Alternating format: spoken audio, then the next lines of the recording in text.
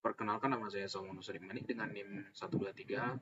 Pada kesempatan kali ini saya akan menjelaskan mengenai clustering dengan K-means yang saya lakukan, di mana saya menggunakan dataset itu adalah Student Social Network Profile Clustering dengan 40 features dan 15.000 instance, di mana ini adalah data tentang students profile, di mana si siswa ini memakai di media sosial mereka untuk tag-tag kayak ngebawa nge-mention atau nge-tag itu salah satu topik gitu. Dari total itu adalah 36 tag mention. Kemudian ada pula untuk jumlah teman, usia, dan juga jenis kelamin. Langsung saja kita masuk ke programnya. Yang pertama itu adalah import library. Untuk ini saya buat di komen. Kenapa? Karena ini tuh sebenarnya hanya untuk mempercantik saja. Jadi dia nggak nampilin seperti ini di kode kita.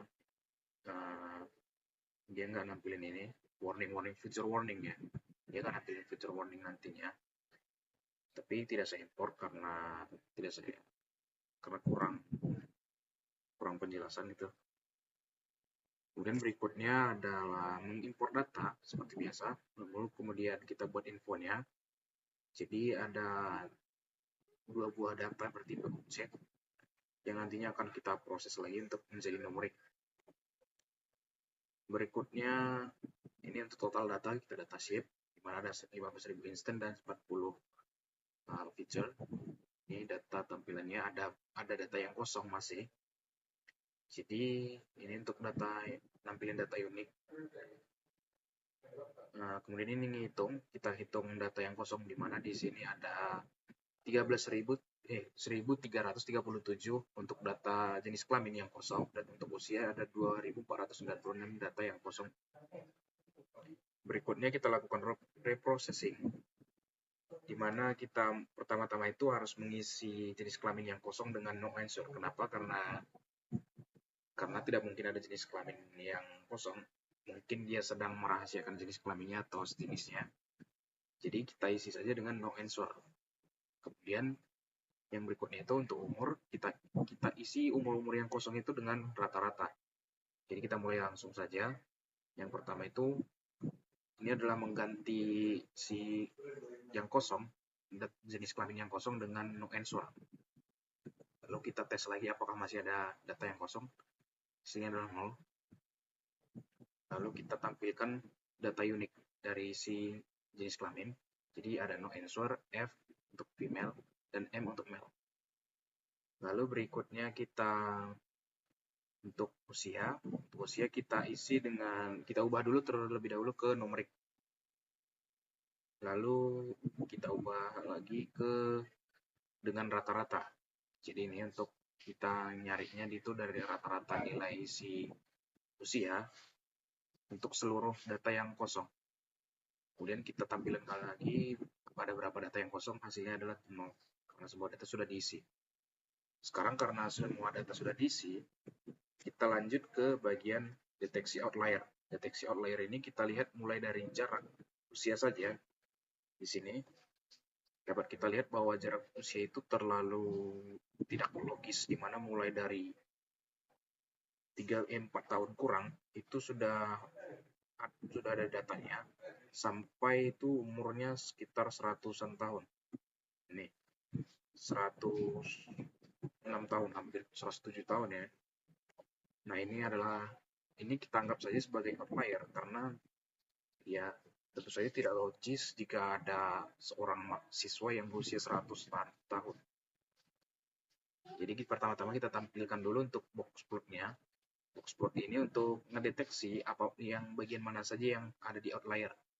Nah, di sini kita udah melihat ada di rentang sekitaran 20 ke belasan mungkin untuk bagian utama. Kemudian ada outlier yang lebih dari jengkal si plot ini. Berikutnya kita pisahin mulai dari rentang kuartil Quartile 1 itu kurang dari 25%, ya, di bawah 25% itu.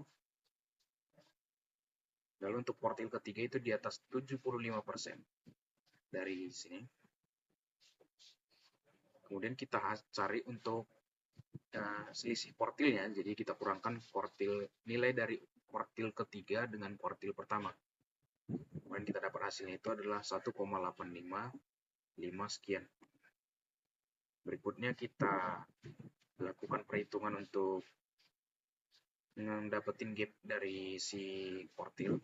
Jadi langsung kita ubah saja semua data-data itu sampai ke batas quartile.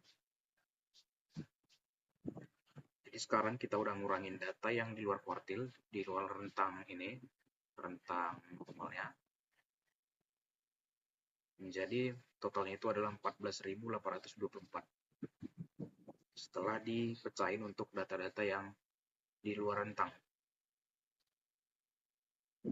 Kemudian kita dapat minimumnya itu adalah 13 tahun ya, 13 tahunan.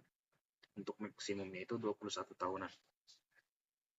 Ini untuk sekali lagi kita show lagi untuk box plotnya yang sudah didapat itu sekitar 21 tahun dan 13 tahun ke atas. Nah, usai kita dapat outliernya, sekarang kita masuk ke standard scaler. Standard scaler ini fungsinya itu untuk menyetarakan skala nilai untuk membantu meningkatkan kinerja model. Jadi kita akan menyetarakan rentang dari nilai kita, nilai-nilai yang ada di instance kita, agar nilainya itu dianggap setara dalam standarisasinya. Jadi ini adalah rumusnya, di mana scale value itu adalah nilai aktualnya, nilai aslinya dikurang dengan rata-rata dibagi dengan standar deviasi. Lalu kita ambil dulu yang mau kita standar scalerkan. Jadi kita ngambil yang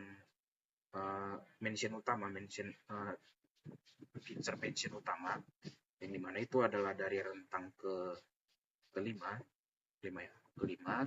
sampai ke 40. Jadi kita ambil di sini dari 4 sampai 40. Kita ambil namanya, lalu kita masukkan ke dalam feature sebagai penyimpanan sementara untuk feature utama kita yang mau diubah ke standar scaler.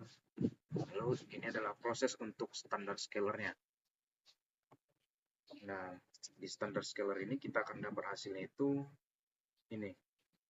Jadi dia rentangnya itu adalah -1 sampai 1 ya, untuk standar scaler.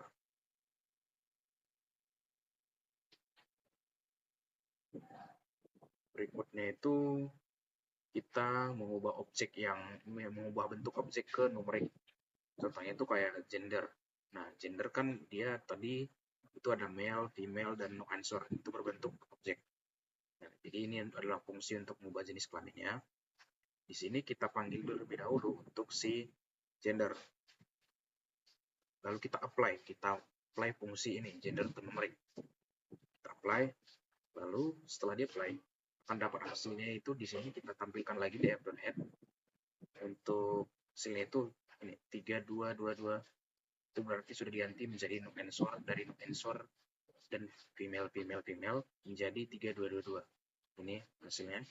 Dan ini yang sebelum no answer dan female gitu, dan seterusnya. Jadi seperti ini. Lalu berikutnya itu adalah kita menerapkan model K-means. Model K-means ya. Jadi yang pertama kita masukkan dulu library K-means dengan echelon cluster. Lalu kita masukkan K-means-nya ke dalam model dengan scale feature. Dengan ngelatih itu langsung ke scale feature yang sudah kita olah di sini. Setelahnya kita akan menampilkan elbow curve, di mana elbow curve ini adalah sebuah fungsi untuk kita menguji di mana titik kita akan memakai nilai K dalam K-means kita. Nah, elbow ini sesuai namanya elbow curve. Jadi di mana titik yang berbentuk elbow yang melengkung itu akan menjadi rentang kita dalam menguji nilai K. Di sini saya memakai nilai K itu sama dengan 5 karena rentangnya itu ada di sekitar 5. Langsung saja kita sesuaikan ke titik 5. Di sini cluster sama dengan 5. Kemudian kita fix lagi sekali lagi dengan scale future. Kemudian kita masukkan hasil clusternya ke dalam data cluster. Jadi kita buat label baru namanya cluster. Kemudian kita dapat hasilnya itu setelah kita tampilkan.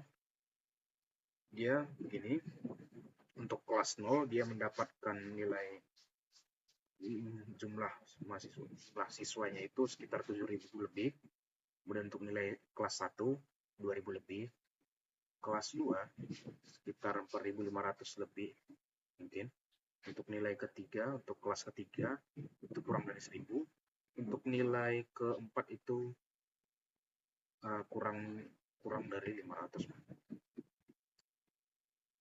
Berikutnya itu kita hitung. Kita mulai perhitungan ke lebih spesifiknya.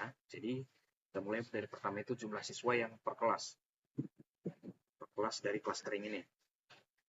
Ini adalah spesifiknya dari yang tabel ini. Jadi ini 7.300 untuk kelas 0 ya, kelas 0 ini. Kemudian 2.364 untuk kelas 1.